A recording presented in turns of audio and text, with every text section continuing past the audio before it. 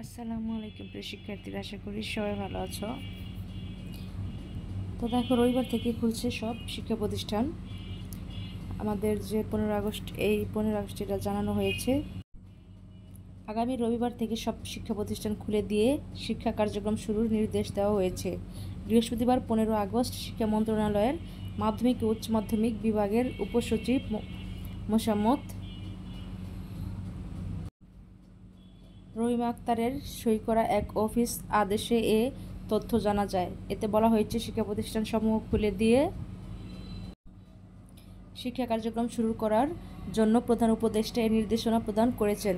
প্রধান উপদেষ্টার নির্দেশনার পরিপ্রেক্ষিতে আগামী 18 আগস্ট রবিবার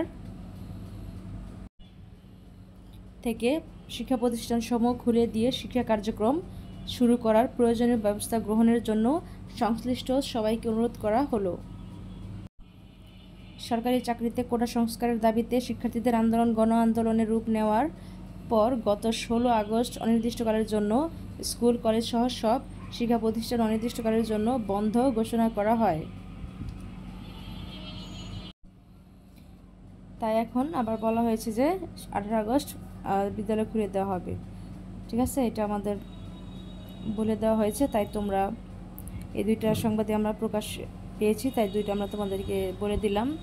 রবিবারে খুলতে পারে, এর মধ্যে যদি আবার নতুন কর্মসূচি গ্রহণ করা হয় তাহলে সেটা শনিবার দিন জানিয়ে দেওয়া হবে।